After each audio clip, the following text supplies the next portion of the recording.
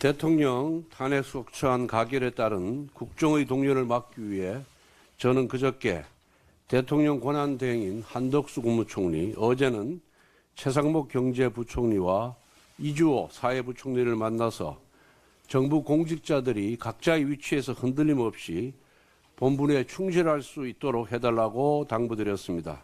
오늘은 김한섭 환경부 장관, 조태열 외교부 장관, 김영호 통일부 장관, 안덕근 산업통상자원부 장관과 면담할 예정입니다. 내년 1월 미국 트럼프 행정부 출범을 앞두고 한미동맹, 대북정책, 외교, 통상, 에너지를 포함해 꼼꼼하게 준비해야 할 현안이 많습니다. 중요한 국정 현안들을 차질 없이 추진할 수 있도록 공직자들이 흔들림 없는 행정을 당부하겠습니다. 앞으로도 국민의힘은 집권 여당으로서 긴밀한 당정 소통을 통해 한치의 국정 공백도 발생하지 않도록 노력해 나가겠습니다. 민주당이 헌법재판관 국회 추천목 3인을 올해 안에 임명하겠다고 공언했습니다.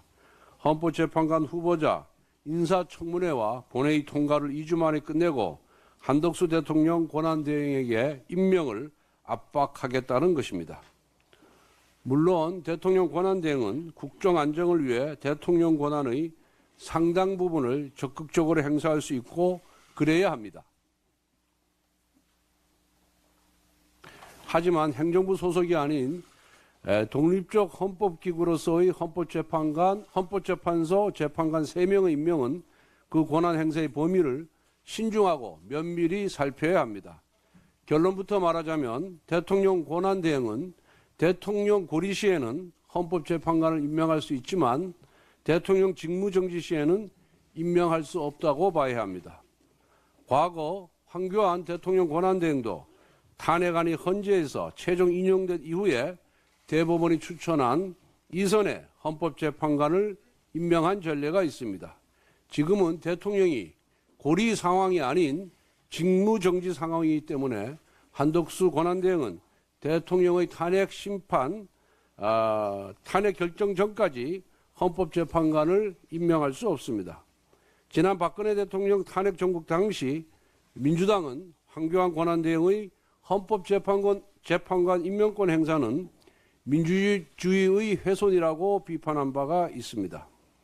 당시 추미애 민주당의 당대표는 대통령 권한대행이 헌법재판관을 임명할 수 없다는 것이 헌법학자의 다수 의견이라고 말했습니다. 또한 당시 우상호 원내대표는 황교안 권한대행이 임명한 헌법재판관의 국회 비준을 안 하겠다고 했습니다. 또한 당시 박범계 법사위 간사는 권한대행의 헌법기관 구성은 불가능하다고 했습니다.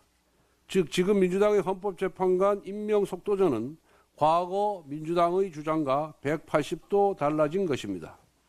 그리고 지금의 헌법재판관 공백 사태가 누구 때문입니까?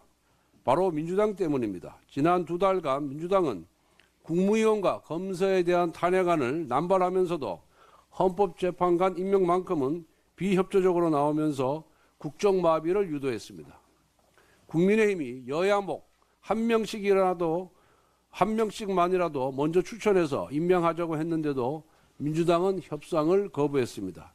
자신들이 탄핵한 장관, 방통위원장, 검사들의 직무정지를 장기화시키기 위한 목적이 아니었습니까? 그런데 대통령 탄핵 소추안이 국회를 통과하자마자 자신들이 과거 주장과 정반대되는 행위까지 불사하면서 헌법재판관 임명에 몰두하고 있습니다.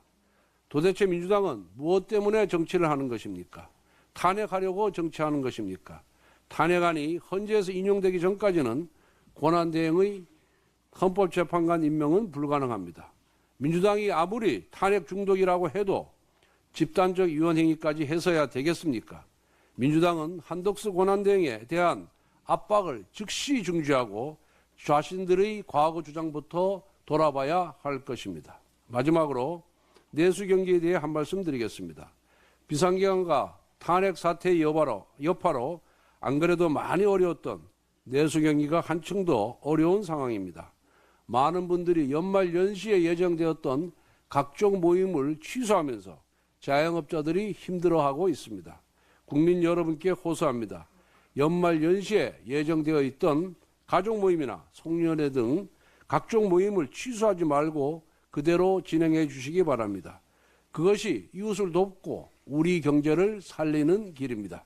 내수 경기 진작에 동참해 주시기를 바랍니다. 정부 여당도 내수 진작에 최선을 다하겠습니다.